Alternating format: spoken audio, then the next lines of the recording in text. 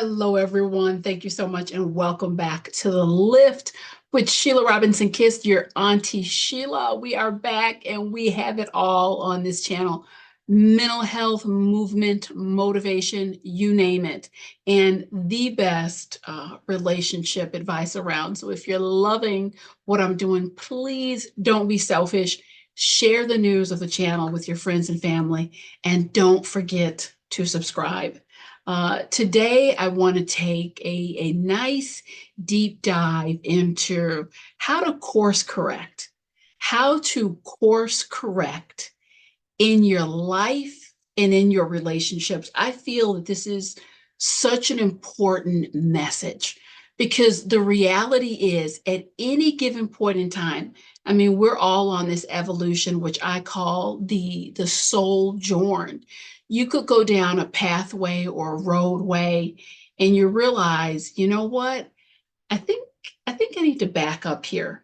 Now, the inspiration for today's message was a very brief email that I received from Andy. Andy, thank you so much. Much love to you, longtime subscriber.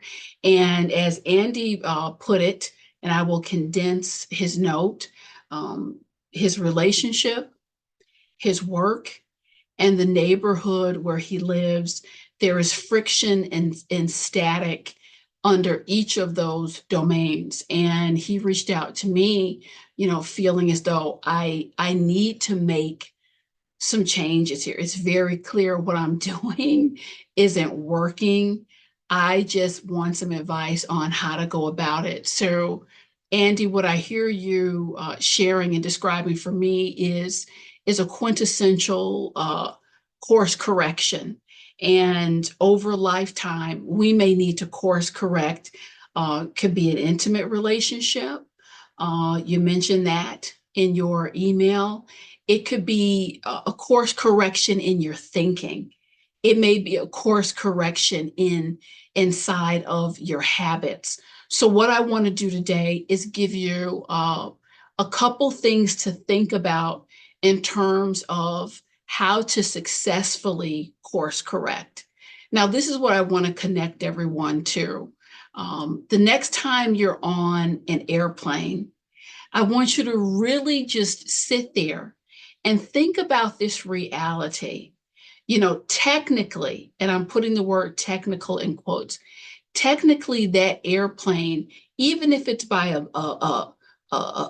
millisecond or a milliliter or a foot, what have you, technically the airplane is constantly making adjustments to stay on course because it goes off course. Again, could be by a few inches, a centimeter or so, you name it. Fuel gets lower. I mean, we can go on and on. But my point in sharing this is you would never know it because there's instruments and there's constantly course corrections happening and going on. And we need to take on that same energy around our lives. Can you imagine, being at the helm of a ship and you see a glacier straight ahead? You're looking at this sucker and you say to yourself, well, I'm on this course, I'm going to keep going. It doesn't work that way. You can always, and this is strategy, goes right to the heart of strategy number one. It is never too late. Let's get an understanding. It's never too late. You can never be too far into a situation or circumstance to say, hold on, I need to pull back here and make some adjustments. I need to course correct. I have seen so many people over, this is year number 29 for me doing this work. And there's a mentality that I'm so far into this thing, whatever the thing is, I have to keep going. I've made such an investment. I just have to keep marching on. Hear me and hear me well. We march on when things make sense. When things stop making sense, that's when we need to stop and say, hold up, wait a minute, stop the presses. I need to kind of check in and move in a different direction. I've been very candid with all of you. If you go back into some of the earlier videos I've done, I share intensively about a time in my life where the time just came to make a major course correction. I was living in a city where I felt like I was dying. The name of the city is not important, but I was there, had been there for a number of years. And I don't know if any of you can relate to this. If you can, send me a shout out in the comment section. It just, there was this feeling of a pull. There was a degradation in my home, in the environment. It was like there's nothing left here for me. There's just nothing left. I knew in my spirit, because my spirit would not settle. You are going to have to leave. You're going to have to start a new life somewhere. And if you stay here, your hopes, wishes, and dreams are not going to come true. It would have been easy to stay. I had a home. As comfort goes, I was fairly comfortable. And I could have just said, let's keep going with it. Let's keep going with it. But you guys, I did the course correction. And if you continue to go with something, you know, this is, I give you the practical, the clinical, and the spiritual in this channel. I can tell you right now, when you defy your instincts, when you defy the facts that are staring you in the face, and that pull, you know, you hear this voice in your ear, nothing good can come of it. And you just keep going blindly into the night, you know, whatever comes of that, you're going to have to deal with the consequences. So when I talk about the soul journ, how we make decisions has everything to do with honoring the lessons that we've learned. And I understand, I'm a human being. I do this work, yet I hit my head too. And what do? I keep coming back into the tools. These tools of elevation that I share, the strategies, techniques, what have you, they make every bit of difference. And if you will go into them, they will show up for you every time. So first and foremost, you are never too far into a circumstance or relationship that you can't stop and say, this is unhealthy. I don't like how this is going. I need to make a course correction. There's no expiration date on healthy course correction. Number 2, what is the best time to course correct? Okay, interesting question. I've got the answer for that. I love data. I love data sets, information. And when you have enough information to tell you, I'm going in the wrong direction, the numbers don't lie. People ask all the time, give me some advice, give me some advice. I'll give you some advice. Start tracking this stuff. Start tracking this stuff. Track, you know, how many times I've hit my head in this situation, how many times I've been disappointed in this situation, how many signs have I been given, how many times have I felt bad? Is my stomach in knots? Start keeping a tracker. You don't need anything fancy, a notepad and a pencil. The information doesn't lie. And when you have data points that are very clear and you can clearly establish a pattern, that's giving you an idea. That is giving you an idea. You know what? I think I need to back up. A few weeks ago, someone had reached out like, I just, you know, I don't know. I'm not feeling good about this relationship. This is some of the stuff that's happening. And it was a lot of stuff happening. You have a mountain of information. The best predictor of future behavior is past behavior. So it's time for a course correction based on the data.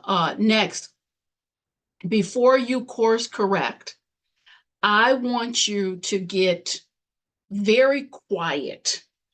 very quiet, and work backwards to identify the root cause, like where did you go off course? And you really do need to get quiet. And if you do, you're going to get your answer. This is what I mean by work backwards. A woman reached out to me some years ago, and she was having some frustration and stress and strain in a friendship. And we worked backwards. She said, Sheila, I have been best friends with her since sixth grade, and I'm getting a lot of pettiness. I'm getting, lack of support. This has been going on for the last few years. I'm, trying to honor the friendship, stand by this individual. And I said, let's work backwards and identify some things. Was this your best bosom buddy in sixth grade? Or many years later, was this just something that started in sixth grade? And because you have history, you're mistaking that history, the shared history, for this wonderful, blissful, meaningful friendship that you don't have. You don't have that right now. So we had to work backwards, and ding, ding, ding, she was able to identify, this has more to do with the history we have in common than honoring the two women we've become. So you see, she needed to make a course correction. And she didn't just, X the friendship out. It's, what?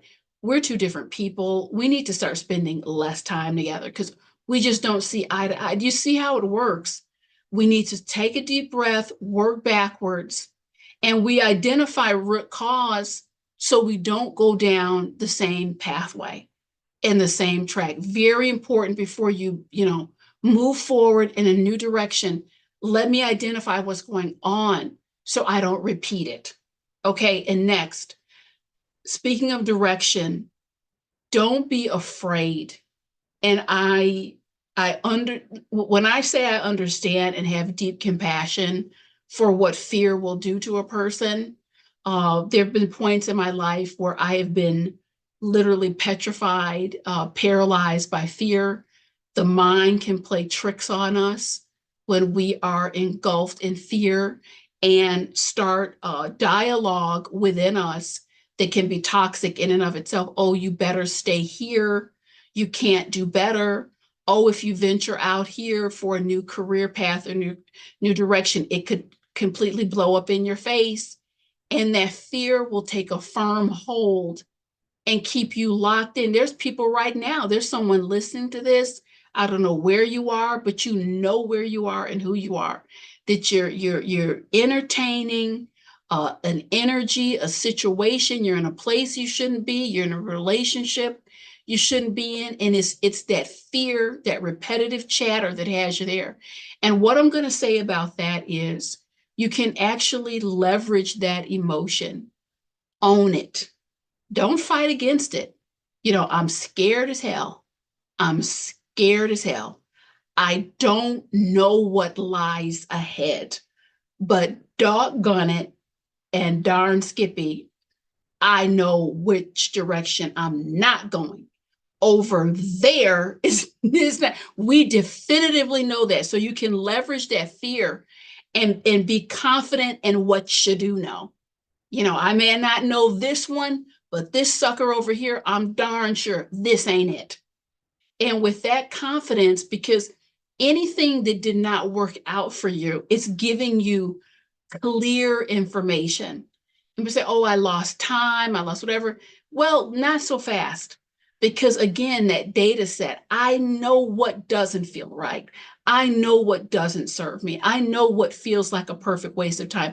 I know that that is not a respectful situation. I know that, and I own it. So I take that with me, that all that knowledge, all that wisdom, all that experience on the path, I take it with me to support and direct me. And I want to say again, I am not doing my work to the highest level. I'm not supporting you in the best way that I can, unless I also tell you that when we get into these states where you feel lost, you feel confused, there is no reason that anyone has to remain in those states, because you have help coming from all sides. And when you just don't know, Father, I just don't know, and you sit back and you open yourself up to, you say your prayer honestly and earnestly, I'm looking for some support and some direction. It's not a snowball's chance. It's not a snowball's chance in the 80s that you are going to say that prayer and that it is not going to be answered. But so often we'll resist. The sign comes to you, the information comes to you. Sometimes it drops in your spirit immediately and you start fighting it. Oh, that's not what I want to hear. That's not the right way. And it's so pure, it's so crisp, it's so real.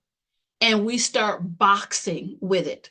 So when that information comes, honor it. Honor it. I was going through something some time ago, and I had this moment. I'm like, you know what, Father, you've watched me wrestle with this, am I feeling, just going a little bit deeper into the spiritual realm of it, I fully feel in my heart and soul that everything that we do, every experience we have, I feel that God is having the experience with us, because from my perspective, all we're here experiencing for God. So whatever you go through, you're taking the good Lord with you. So my prayer was, you're with me, you're watching me go through this, but because I have free will and agency, I can go through it any way I choose. I'm not sure on this one. I'm not sure on this one. And I'm sincere. Can I get a little direction here? And within, I wouldn't put it at 60 seconds. I wouldn't even give it a full minute. Dropped into my spirit was very clear. Start being grateful right now for every element that is involved in the mix here. When you are disappointed, I want you to say, thank you for the revelation. Thank you. This is information I need. When it, that goes sideways, when you're not sure, I want you in every conceivable way. Thank you. Thank you. I appreciate it. You need to start raising your vibration around the whole matter. Here's where it gets interesting. After, wrestling with this for quite some time, I went right into that whole spirit of thank you and gratitude, nurturing mind, body, heart, spirit, soul, doubling down on the prayer, the affirmations. And there was lift and lift and lift and lift and solutions and figuring it out and just getting back on track beautifully. So you don't have to course correct alone. Call in the troops, if you will. We have to get through this life. I want to be very clear here. We have to get through this life, and hopefully we're doing it upright. But understand the choice and how you move and flow through this experience, that's up to you. That is what the very heart and soul of your free will is all about. Ladies and gentlemen, please do not be afraid to course correct. Don't be afraid to do that. So before I go real quick, I've got a webinar that's coming up. If you missed my last video, just go back into my video catalog. It's all about relationship elevation and lift. I have the link to the upcoming webinar. It's on this video. Just click it and roll. We're getting into some more stuff on course correcting inside of our relationships. Please don't forget to subscribe. Share the news of the channel with your friends and family. I hope this has been helpful, and I'll be back real soon.